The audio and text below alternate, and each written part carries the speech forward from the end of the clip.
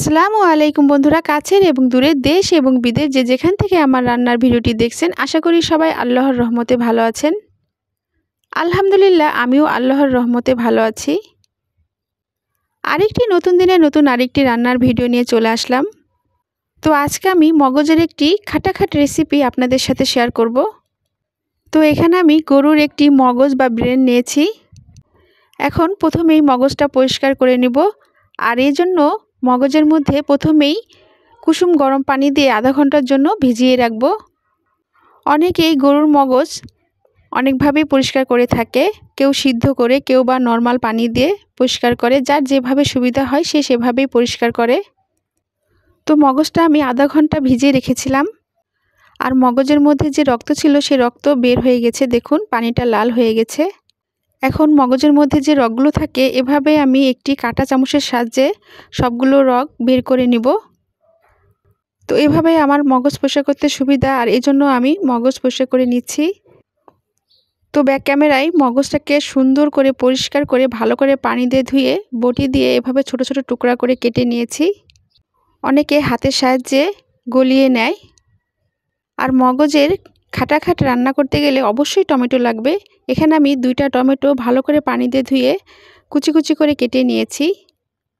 এখন রান্নায় চলে যাব। আর এর জন্য চুলায় কড়াই বসিয়ে পরিমাণ মতো সাদা তেল দিয়ে দিয়েছি। তেল গরম হয়ে গেছে।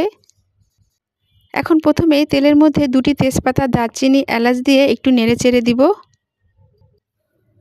আমার ভিডিও দেখে যদি আপনাদের ভালো লেগে থাকে তাহলে লাইক, কমেন্ট, শেয়ার করে দিবেন। এখন লম্বা করে কেটে রাখা পেঁয়াজ দিয়ে একটু নেড়েচেড়ে দিব। যারা আমার চ্যানেলটাকে সাবস্ক্রাইব করে আমার পাশে আছেন তাদেরকে অসংখ্য অসংখ্য ধন্যবাদ। এখন স্বাদ মতো লবণ দিয়ে আবারও কিছুক্ষণ পেঁয়াজটাকে ভেজে নিব।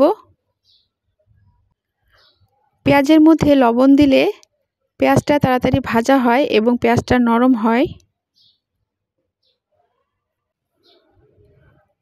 তো পেঁয়াজটাকে আমি নেড়েচেড়ে ভেজে নিয়েছি। এখন তেলের মধ্যে প্রথমেই পরিমাণ মতো লাল মরিচের গুঁড়া দিয়ে দিলাম। এখন একটু নেড়েচেড়ে দিব। তেলের মধ্যে লাল মরিচের গুঁড়াটা দিলে তরকারির কালারটা খুব সুন্দর আসে। এখন পরিমাণ মতো হলুদের গুঁড়া, পরিমাণ মতো আদা রসুন বাটা দিয়ে আবারও একটু নেড়েচেড়ে দিব।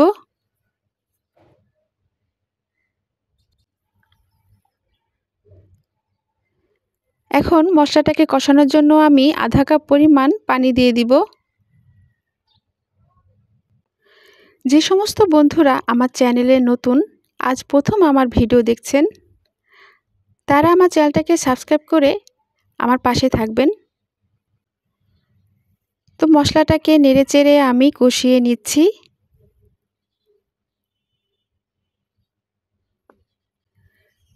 এখন আমি মশলার মধ্যে কেটে রাখা টমেটো কুচি দিয়ে আবারও মশলাটাকে কিছুক্ষণ কষিয়ে নিব।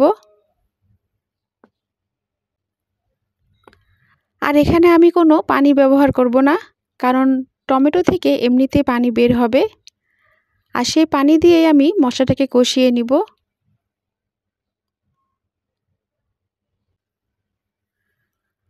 মগজের এই খাটাখাট রেসিপিটি রান্না করতে গেলে অবশ্যই টমেটো লাগবে। টমেটো ছাড়া কিন্তু এই রান্নাটা হবে না। তো দেখুন মশলা কালারটা কতটা সুন্দর হয়েছে। আর মশলা কষানো হয়ে গেছে, মশলা থেকে তেল বের হয়েছে। এখন মশলার মধ্যে গরুর মগজ দিয়ে আবারও নেড়েচেড়ে দিব।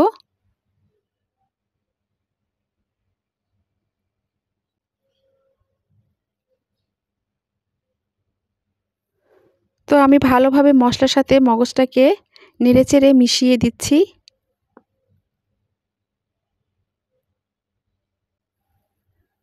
এখন আধা কাপ পরিমাণ পানি দিয়ে মগজটাকে আমি কিছুক্ষণ কষিয়ে নিব।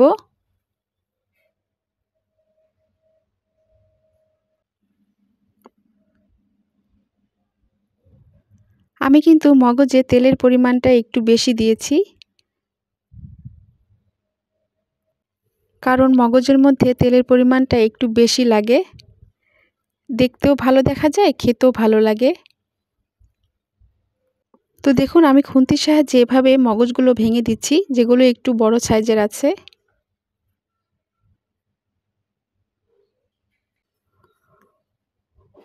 অনেকে হাত দিয়ে কিন্তু মগজটাকে ম্যাশ করে নেয়, তো আমার কাছে এভাবে ভালো লাগে, একটু গোটা গোটা থাকলে।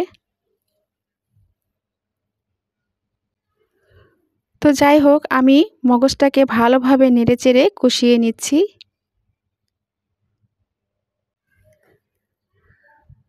এভাবে মগজ রান্না করলে কিন্তু খেতে অসাধারণ লাগে। টমেটো ছাড়া রান্না করলে একরকম স্বাদ, আর টমেটো দিয়ে রান্না করলে আর এক রকম স্বাদ। তো এখন মগজটা সম্পূর্ণ হওয়ার জন্য আমি আবারও পরিমাণ মতো পানি দিয়ে দিলাম।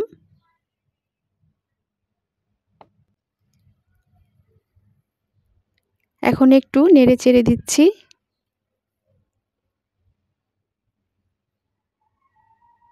আমার চ্যানেলের ভিডিও লিংকে আরেকটি মগজ ভুনা রেসিপি দেয়া আছে, যারা এখনও দেখেন নাই তারা দেখে নেবেন।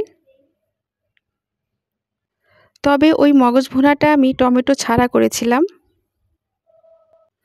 তো যাই হোক, আমি নেড়ে চেড়ে মগজটাকে রান্না করে নিচ্ছি। লবণের পরিমাণটা কম হয়েছিল বলে আমি আবারও অল্প পরিমাণ লবণ দিয়ে দিলাম।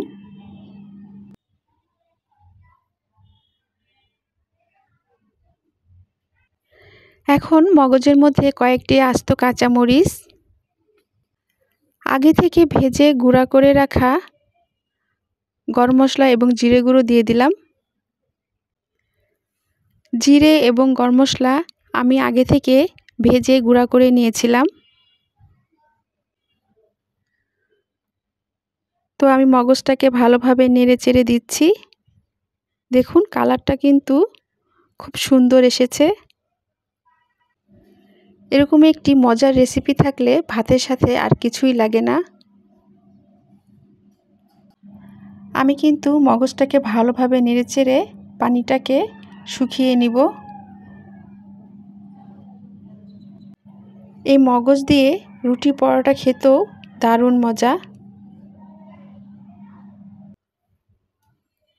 তো যাই হোক, দেখুন মগজ থেকে তেল বের হয়ে গেছে, আর কালারটাও কিন্তু সেই। তো মগজের খাটাখাট রেসিপিটি কিন্তু হয়ে গেছে, এখন নামিয়ে ফেলবো। তৈরি হয়ে গেল টমেটো দিয়ে মগজের খাটাখাট রেসিপি বা ব্রেন মশলা। এই মগজ রান্না দেখতে যেমন লোভনীয় হয়েছে, খেতেও ততটা মজা হয়েছে, আর গরম ভাতের সাথে খেতে খুবই মজা। এভাবে আপনারা রান্না করে খেয়ে দেখবেন। নতুন নতুন ভিডিও দেখতে আমার চ্যানেলের সাথে থাকবেন। ভিডিও নিচে বেল আইকনে ক্লিক করবেন, যাতে নতুন কোনো ভিডিও ছাড়লে আপনাদের মোবাইলে নোটিফিকেশন চলে যায়। সবাই ভালো থাকবেন। আল্লাহ হাফেজ।